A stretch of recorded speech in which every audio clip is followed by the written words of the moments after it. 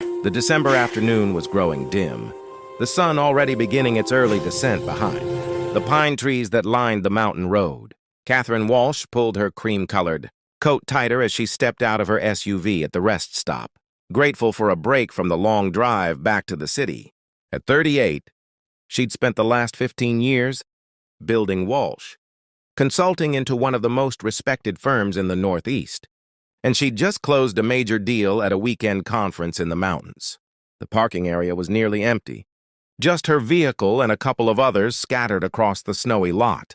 Catherine was checking her phone, already thinking about the work waiting for her at home, when she heard a small voice. "Ma'am!"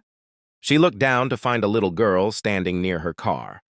The child couldn't have been more than 4 years old, with blonde hair pulled into 2 small pigtails. She wore a red sparkly dress over gray tights and a gray cardigan that seemed far too thin for the cold. Her blue eyes were wide with worry. "Hello there," Catherine said, immediately glancing around for a parent. "Where's your family, sweetheart?" "I can't find my daddy," the little girl said, her voice trembling. "We were walking to see the pretty trees, and I stopped to look at a bird. And when I turned around, he was gone. I walked and walked, but I can't find him." Catherine's heart clenched. She knelt down in the snow, not caring about her expensive coat. "What's your name, honey?" "Melody." "That's a beautiful name." "I'm Catherine. How long ago did you lose sight of your daddy?" "I don't know." Melody's eyes filled with tears. "It feels like forever." "I'm scared." Catherine looked toward the woods that bordered the rest stop. The light was fading fast and the temperature was dropping. A child alone in these woods after dark wouldn't survive the night. "Did you come from those woods?" Catherine pointed toward the tree line. Melody nodded vigorously. "Yes. We parked over there."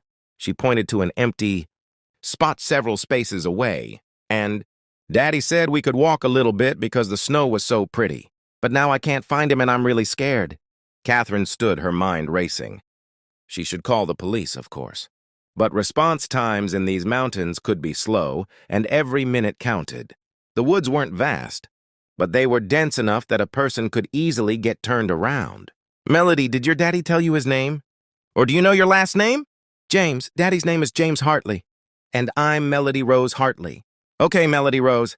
Catherine pulled out her phone and quickly dialed 911, reporting the situation while keeping one hand on the child's shoulder. The dispatcher assured her help was on the way, but acknowledged it would take at least 20 minutes to get someone to their location.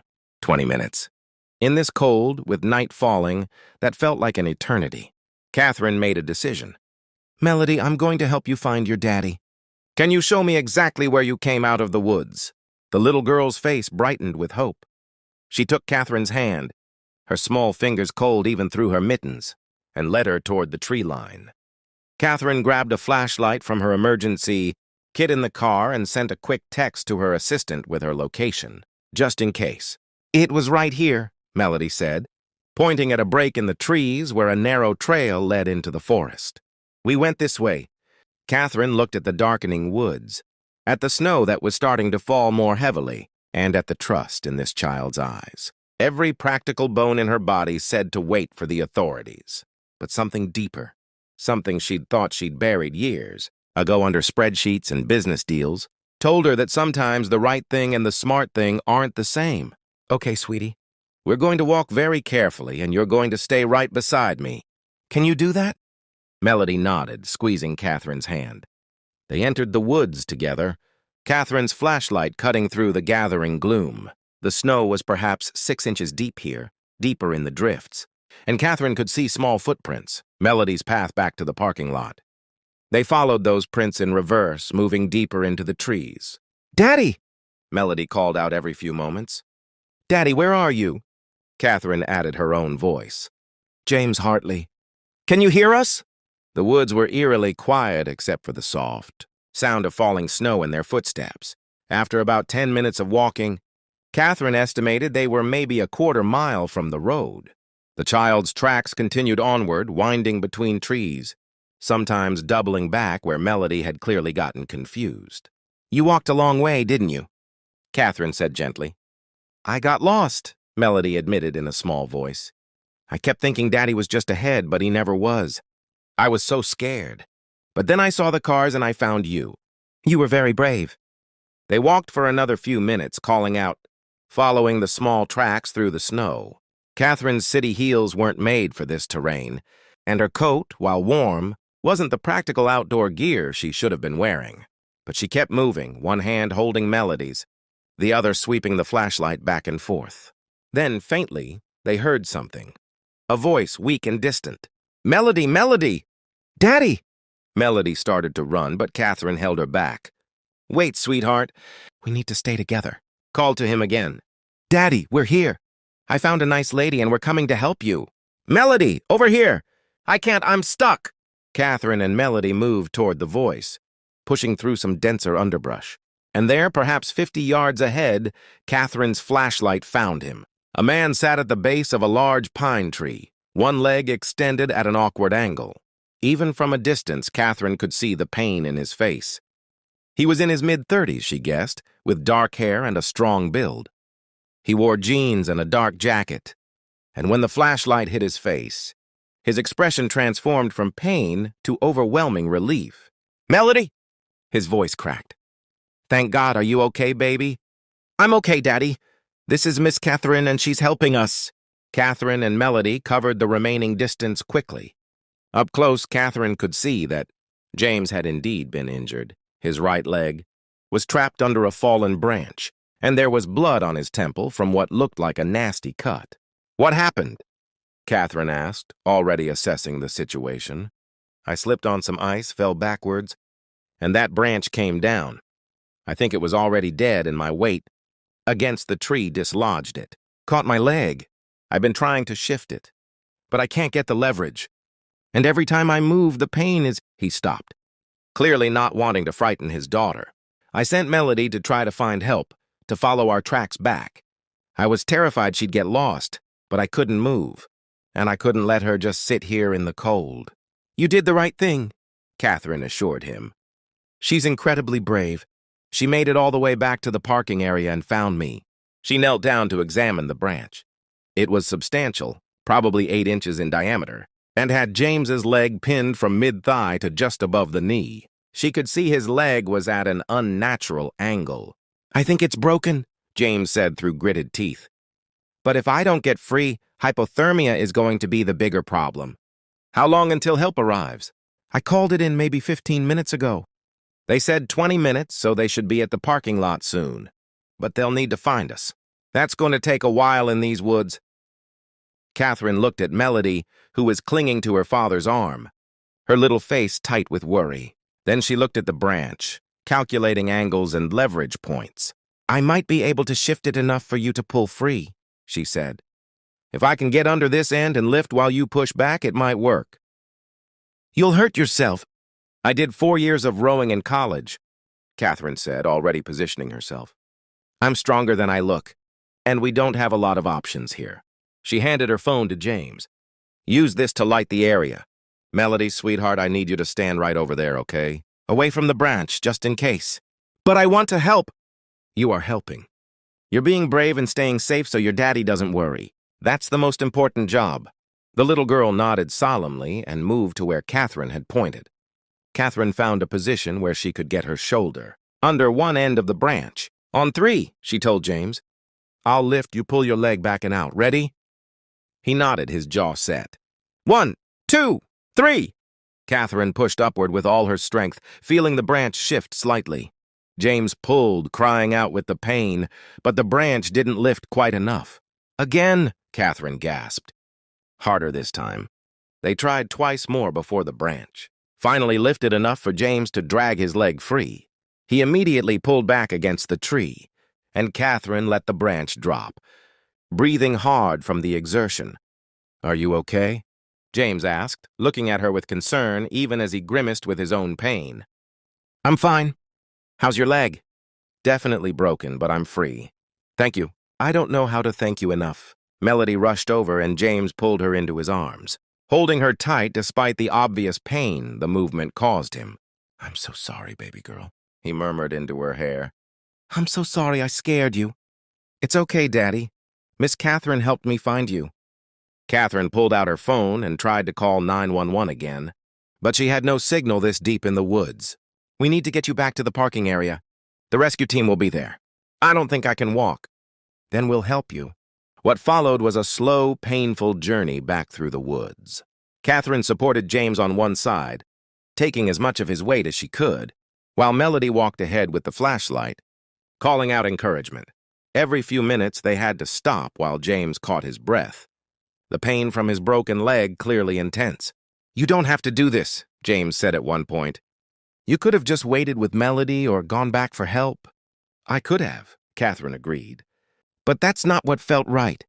"Why? You don't know us. You're ruining that expensive coat, probably missing important plans. Why would you do this for strangers?" Catherine was quiet for a moment, helping him navigate around a fallen log. "Because a little girl asked me for help, and I remembered what it was like to need someone." "What do you mean?" "I was lost once too. Emotionally, I mean. I built this successful career, became the CEO of my own company, achieved everything I thought I wanted. But somewhere along the way, I realized I'd traded connection for achievement. I have colleagues but not friends, success but not joy." When Melody asked for help, she reminded me that sometimes the most important thing we can do is simply show up for someone who needs us. James looked at her with understanding. "You're lonely." It wasn't a question, and Catherine didn't deny it. "I am. I have been for a long time. I just didn't want to admit it." "I understand that," James said quietly. "I'm a single dad. Melody's mom left when she was 6 months old. Said motherhood wasn't what she wanted. It's been just the two of us since then. I throw myself into taking care of her, into being enough for her. But some nights after she's asleep, the house feels so empty." They walked in companionable silence for a few more minutes. Melody, ahead of them, was humming softly to herself. "She's remarkable," Catherine said. "She is. Smart, brave, kind, everything I could have hoped for in a daughter. But I worry I'm not giving her enough. She needs more than just me. From what I've seen tonight, you're doing an excellent job. She adores you, and she knew exactly what to do when things went wrong. You've taught her well." "I tried to stay calm when I was trapped," James admitted. "Tried not to let her see how scared I was. But inside I was terrified. For her mostly. These woods at night in the cold. If she'd gotten lost, if she hadn't found help. But she did find help. She found me. And I'm very glad she did." It took them nearly 40 minutes to make it back to the parking area. By the time they emerged from the trees, there were 3 emergency vehicles waiting, their lights strobing in the darkness. Paramedics rushed forward with a stretcher, and Catherine finally let herself step back, letting the professionals take over. A sheriff's deputy took her statement while the paramedics tended to James's leg and checked Melody for any signs of hypothermia or injury. Catherine watched from a distance, suddenly feeling the exhaustion of the last hour, the adrenaline wearing off. "Ma'am!" One of the EMTs approached her. "You should probably get checked out too. Your hands are pretty scraped up and you're showing signs of exposure." Catherine looked down at her hands, surprised to see they were indeed raw and bleeding, probably from handling the branch and supporting James through the woods. She hadn't even noticed. They wrapped her hands, gave her a warm blanket, and made sure she wasn't showing signs of hypothermia. Through it all, Catherine kept glancing over at James and Melody in the ambulance, watching as they prepared to transport them to the hospital. Before they closed the ambulance doors, James called out to her. "Catherine, please, I need your contact information. I want to thank you properly. I need to, please." Catherine walked over to the ambulance. Melody was wrapped in blankets, her color much better now, sitting beside her father's stretcher. "Miss Catherine," the little girl said, "will you come visit us when Daddy's leg is better?" Catherine looked at those hopeful blue eyes and felt something shift in her chest. "I'd like that very much." She gave her phone number to one of the paramedics to pass along to James, and then watched as the ambulance drove away, lights flashing. The deputy offered to give Catherine's statement at a later time, recognizing she was exhausted and cold. She made her way back to her SUV, started the engine, and just sat there for a moment, letting the heater warm her numb hands. Her phone buzzed with messages from her office, from clients, from her assistant wondering where she was. She looked at them all, then set the phone aside. For the first time in longer than she could remember, work didn't seem like the most important thing in her life. 2 days later, Catherine received a text from an unknown number. "This is James Hartley. Melody and I wanted to thank you again. We're home from the hospital. My leg is in a cast, but we're okay because of you. Melody asks about you constantly. Would you be willing to visit? No pressure, but we'd really like to see you again." Catherine stared at the message for a long time. The smart thing would be to politely decline, to maintain the professional boundaries she'd built her life around. These people were strangers, really. She'd helped them, they were safe, and that should be the end of the story. But then she remembered Melody's small hand in hers, the trust in those blue eyes. She remembered the conversation with James in the woods, the way they'd both admitted to loneliness. She remembered feeling, for the first time in years, like she was exactly where she was supposed to be. She texted back, "I'd love to visit." "When would be good?" The response came immediately. "Tomorrow? Melody is already planning what cookies we're going to make for you." Catherine smiled, a real smile that reached her eyes. "Tomorrow sounds perfect." The next afternoon, Catherine pulled up to a modest house in a quiet neighborhood, about an hour from the city. Before she could even get out of her car, the front door burst open and Melody came running out, moving carefully across the snowy walkway. "Miss Catherine, you came." "You really came." Catherine caught the little girl as she launched herself into a hug and felt something warm and long frozen begin to thaw inside her chest. James appeared in the doorway, balancing on crutches, his leg in a cast. "Please excuse my daughter's enthusiasm. She's been watching the window for the last hour." "I don't mind at all," Catherine said, and realized she meant it. Inside, the house was warm and lived in, full of the comfortable clutter of a life shared between father and daughter. Children's drawings covered the refrigerator. Toys were scattered in the living room. It was nothing like Catherine's pristine, lonely apartment, and it was beautiful.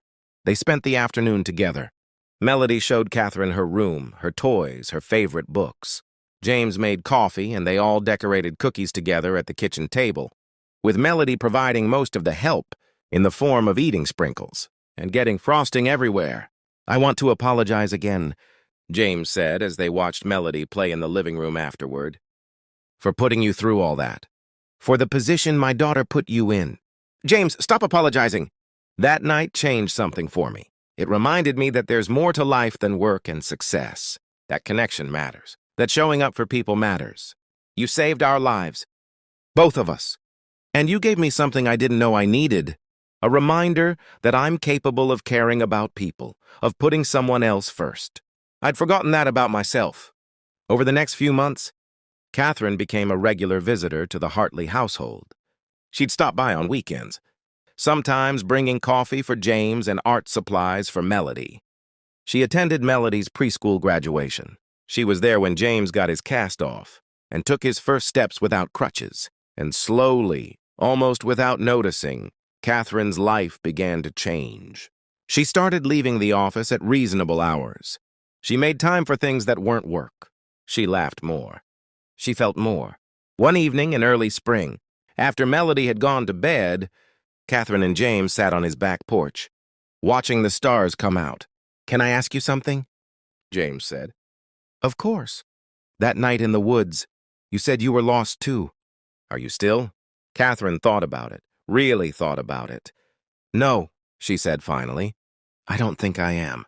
A little girl asked me for help, and in helping her, I found my way back to myself. I found my way to both of you.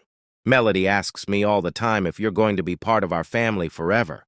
She's very direct about these things." Catherine smiled. "What do you tell her?" "I tell her that I hope so. That I'd like nothing more. But that it's up to you, and we have to be patient. James, I know this is fast. I know we met under unusual circumstances. But Catherine, you've become one of the most important people in my life. In both our lives, what started as gratitude has become something deeper. I think I'm falling in love with you, and I needed you to know that. No pressure, no expectations, just honesty." Catherine felt tears in her eyes. "I think I'm falling in love with you too." "Both of you?